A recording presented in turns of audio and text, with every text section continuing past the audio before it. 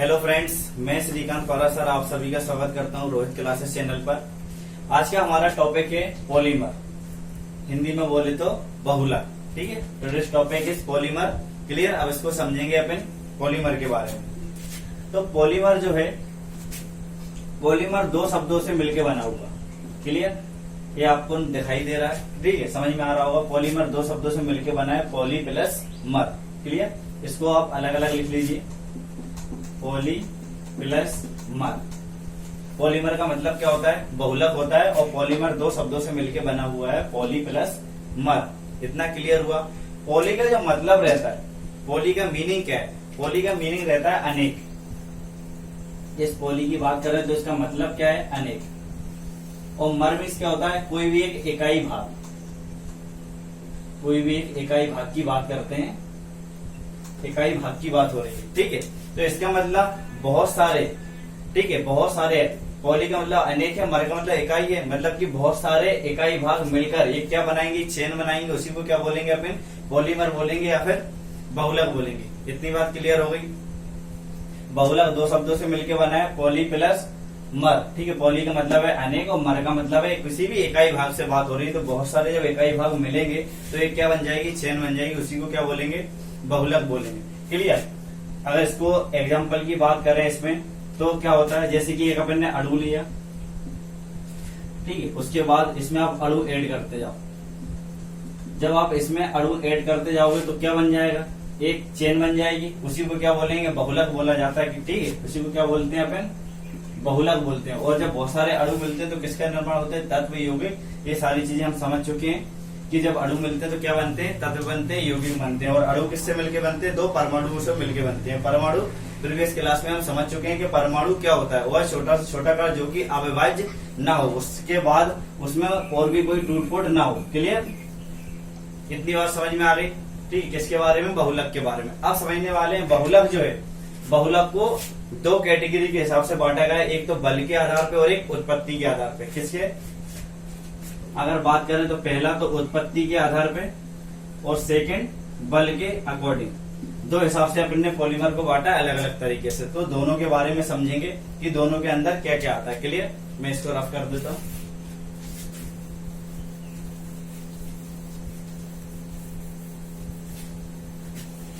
सबसे पहले बात करते हैं उत्पत्ति के आधार पे। बहुलक को किसके आधार पे बांट रहे हैं अपन? उत्पत्ति के आधार पे। उत्पत्ति के आधार पर किसको बांट रहे हैं अपन? बहुलक को। तो ये उत्पत्ति के आधार पे कितने भाग में बटा हुआ है? तीन भाग में बटा हुआ है। कितने भाग में? इसको अपन ने कितने भाग में बांटा है? तीन भाग में बांटा है। क्लियर?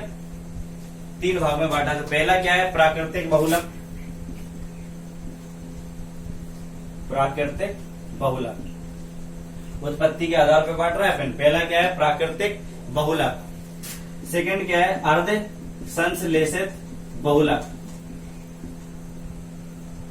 अर्ध संश्लेषित बहुलक। और थर्ड वन क्या है? थर्ड है संश्लेषित बहुलक। संश्लेषित बहुलक। इतनी बात समझ में आई? अपन ने बहुलक देखा और बहुलक को किसके आधार पे बांटा? उत्पत्ति के आधार पे बांटा। और कितने प्रकार से? तीन।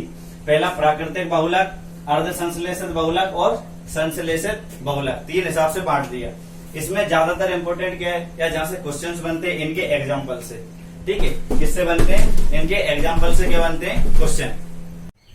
ठीक है, अब इसके क्या समझने वाले हैं अपन? एग्जाम्पल समझने वाले हैं जो पेपर्स में पूछता है। ठीक है, इतना क्लियर हुआ? उत्पत्ति के आधार पर देखा, तीन टाइप से क्या है? बहुलक है।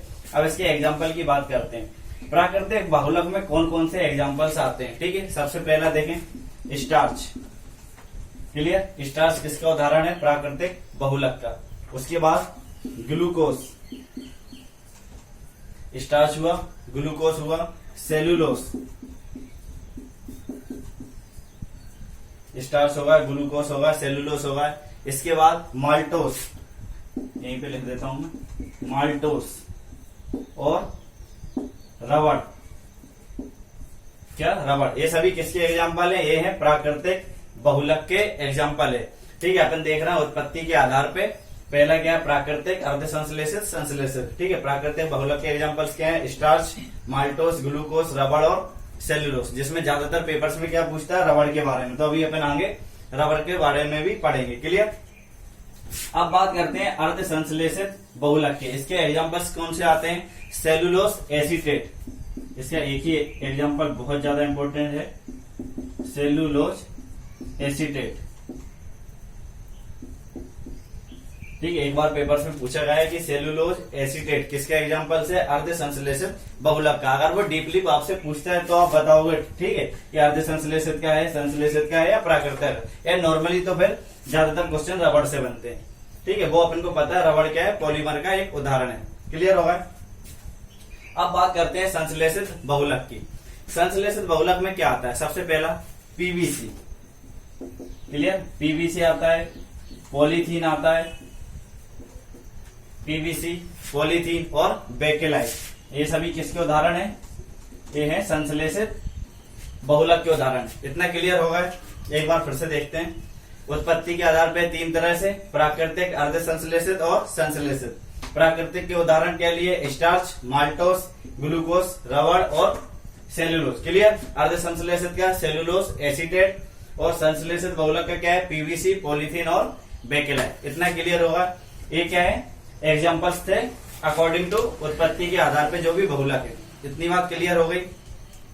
अब समझने वाले हैं रबड़ को, क्योंकि रबड़ से क्वेश्चन बनते हैं।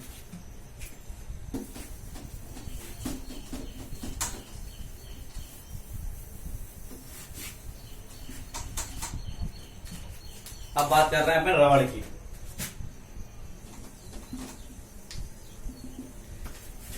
रबड़ के बारे में, रबड़ दो प्रकार की होती है।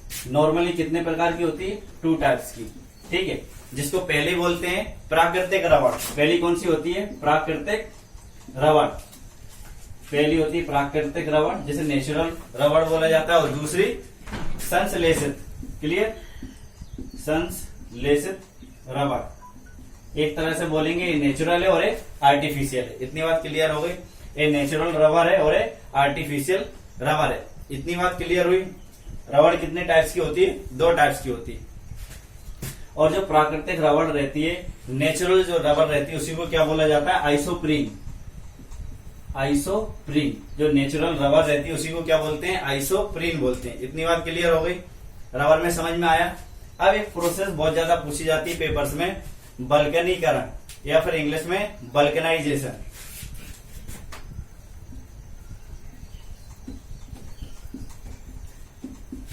बल्कनीकरण। क्लियर, क्या पूछा जाता है, बल्कनाइजेशन है, बल्कनीकरण प्रोसेस होती क्या है, बल्कनीकरण। इसमें क्या बोला जाता है, जो प्राकृतिक रबड़ है, क्लियर, प्राकृतिक रबड़ को अगर आप उसमें सल्फर ऐड करोगे, प्राकृतिक रबड़ में अगर आप सल्फर ऐड करोगे, ठीक है, और उसके बाद उसको गर्म करोगे, उसके बाद आप किसी भी आकार में ढाल सकते हो। उसी प्रोसेस को क्या बोला जाता है, बल्कनीकरण बोला जाता है, या फिर बल्कनाइजेशन बोला जाता है। क्लियर।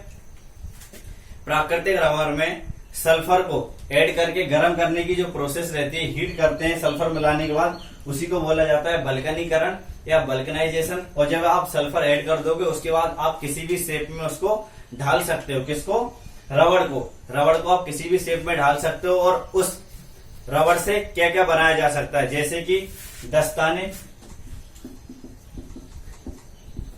उस रबड़ से क्या बनाते हैं आप, दस्ताने बनाते हैं। ठीक है, और जो रबड़ बैंड रहते हैं जो हाथों में पहनते हैं, रबड़ बैंड, वो दस्ताने, रबड़ बैंड किससे बनाए जाते हैं, जब आप रबड़ में क्या मिला देते हो, सल्फर। ठीक है, उसको आप हीट करोगे, इस प्रोसेस को बल्कनीकरण कहते हैं, और आप किसी भी शेप में उसको डाल सकते हो। इतनी बातें क्लियर हो गई सारी। अब आप कुछ नोट डाल के लिखना, किसमें, आप बल्कनीकरण में प्रोसेस में लिखते चल रहा हो। ठीक है, इसमें आप लिखना नोट डाल के, बल्कनीकरण प्रक्रिया या जो प्रोसेस है, वो उससे रबड़ बनाने की, जो रबड़ बनाई जाती है, वो प्रोसेस सबसे पहले कौन लेके आया। क्लियर, उस साइंटिस्ट का नाम क्या था, चार्ल्स गुडियर। Charles Goodyear. इतनी बात क्लियर हो गई। बल्कनीकरण प्रक्रिया से रबड़ बनाने की खोज किस साइंटिस्ट ने की है, चार्ल्स गुडियर ने। ये नोट डाल के लिख लेना आप। इतनी बात क्लियर हो गई। अब देखते हैं, रबड़ जो है वो आसानी से कार्बन डाइऑक्साइड में घुल जाती है। किसमें, रबड़ जो है वो CO2 में आसानी से घुल जाती है। आसानी से क्या होती है, घुल जाती है। इतनी बात क्लियर हो गई इसमें। अब एक बात और आप नोट डाउन के लिख लेना, जो प्राकृतिक रबर है, ठीक है, वो काफी मुलायम रहती है। अगर आप लोग को उसको हार्ड करना है, ठोस बनाना है, तो उसमें क्या मिलाएंगे, कार्बन ऐड करते हैं। रबड़ को कठोर बनाने के लिए कार्बन मिलाया जाता है।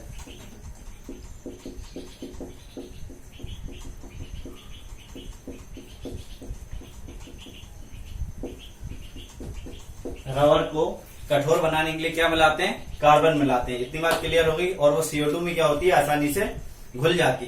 क्लियर। ये सब किसके बारे में बात हो रही है, एक तरह से प्राकृतिक रबर के बारे में बात हो रही है। ठीक है, ये दो तरह की है, प्राकृतिक रबर और संश्लेषित। तो वल्कनीकरण प्रोसेस समझ में आ गई, क्या करा जाता है। उसके बाद प्राकृतिक रबर में देखा आइसोप्रीन कहते हैं, और रबर के बारे में अपने इंपोर्टेंट पॉइंट्स नोट डाउन कर लिए।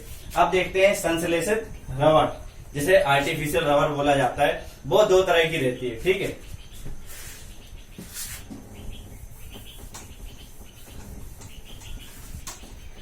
संश्लेषित रबर जो है वो दो तरह की होती है। एक तो नियोप्रीन, ठीक है, प्राकृतिक है वो आइसोप्रीन थी, और संश्लेषित में पहला क्या है, नियोप्रीन, और सेकंड क्या है, थायोकोल। क्या बोला जाता है इसको, थाइकोल। ठीक है, दो तरह की जो रबड़ पड़ रहे हैं आर्टिफिशियल में, दो तरह की रबड़ पड़ते हैं, एक नियोप्रीन और एक थाइकोल। इतना बात क्लियर हो गई। और प्राकृतिक रबड़ को क्या बोला जाता है, आइसोप्रीन बोला जाता है। और इसी में आगे चल के इसके टाइप्स रहते हैं, ब्यूना एस और ब्यूना 9। ठीक है, वो इतने अपने पेपर्स में नहीं पूछता। इतनी बात क्लियर हो गई। तो देखो, प्राकृतिक रबड़ को क्या बोलते हैं, आइसोप्रीन, और संश्लेषित आर्टिफिशियल रबड़ जो है वो दो टाइप्स की है, पहली नियोप्रीन और थाइकोल। इतनी बात क्लियर। अब नियोप्रीन के बारे में आप लिखना।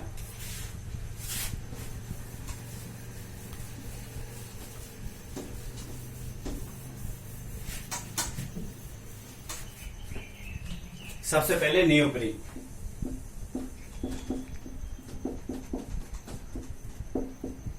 नियोप्रीन के बारे में समझते हैं। क्लियर। नियोप्रीन क्या है, इसका रासायनिक नाम यह पूछता है वो 2 क्लोरो, क्या है, 2 क्लोरो ब्यूटाडाइन। यह क्या है, एक तरह का IUPAC नाम है। क्लियर। नियोप्रीन का IUPAC नाम क्या है, 2 क्लोरो ब्यूटाडाइन, जो कि ज्यादातर पेपर्स में नहीं पूछता, लेकिन पता होना चाहिए। इतनी बात क्लियर है। अब इसका प्रयोग कहाँ पे करते हैं, नियोप्रीन का प्रयोग कहाँ पे किया जाता है, इंपोर्टेंट क्या पूछा जाता है, उपयोग पूछता है वो। क्लियर। तो पहला उपयोग क्या है, विद्युत रोधी पदार्थ। ठीक है, पहला कहाँ पे उपयोग किया जाता है, विद्युत रोधी पदार्थ बनाने में, विद्युत रोधी पदार्थ बनाने में। सेकंड क्या है, विद्युत तार बनाने में, विद्युत तार बनाने में भी नियोप्रीन का उपयोग किया जाता है। उसके बाद बोले कन्वेयर बेल्ट, कन्वेयर बेल्ट होते हैं, उसको बनाने में भी इसका उपयोग किया जाता है, कन्वेयर बेल्ट। इन सभी में किसका उपयोग करते हैं, नियोप्रीन का।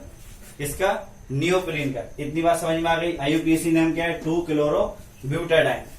क्लियर। अब बात करते हैं इसका सेकंड क्या था, थाइकोल। थाइकोल के बारे में समझते हैं।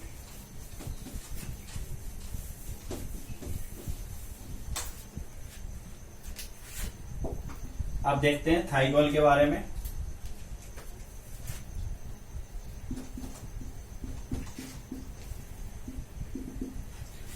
थाइकोल क्या है, ये भी एक तरह का क्या है, आर्टिफिशियल रबर है। इसको बोल सकते हैं दूसरा कृत्रिम रबर है, क्योंकि पहला वाला अपन ने पढ़ लिया। ठीक है, नियोप्रीन। दूसरा क्या है, कृत्रिम रबर है।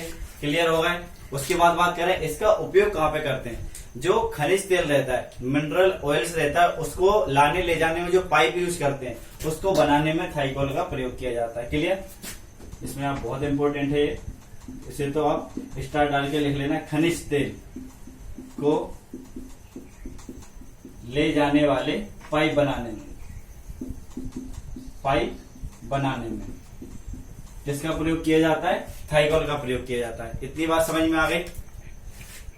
दो तरह के आर्टिफिशियल रबर देखे, नियोप्रीन और थाइकोल। क्लियर हुआ। थाइकोल के बारे में अपन ने समझ लिया।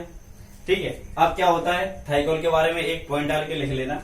ठीक है, नोट डाल के कि थाइकोल रबर को ऑक्सीजन से मुक्त करना है। थाइकोल रबड़ को ऑक्सीजन मुक्त करने वाले रसायनों के साथ क्या करते हैं, मिलाकर अपन किस में यूज करते हैं, रॉकेट ईंधनों में। क्लियर हो गई।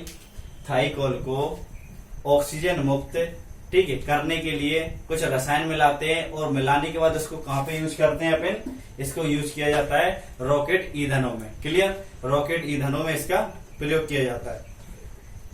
इतनी बात सारी समझ में आ गई, ठीक है, इतनी बात सारी क्लियर हो गई। अब आज का क्वेश्चन है सभी के लिए कि अभी जितने भी लोग करंट्स पढ़ रहे हैं, नहीं भी पढ़ रहे हैं, जानकारी तो सभी को होगी। अभी आंध्र प्रदेश में एक शहर है जहां पे एक गैस का रिसाव हुआ था। क्लियर, तो उस गैस का नाम बताना है, ठीक, गैस का नाम बताना है जो भी आंध्र प्रदेश में अभी रिसाव हुआ।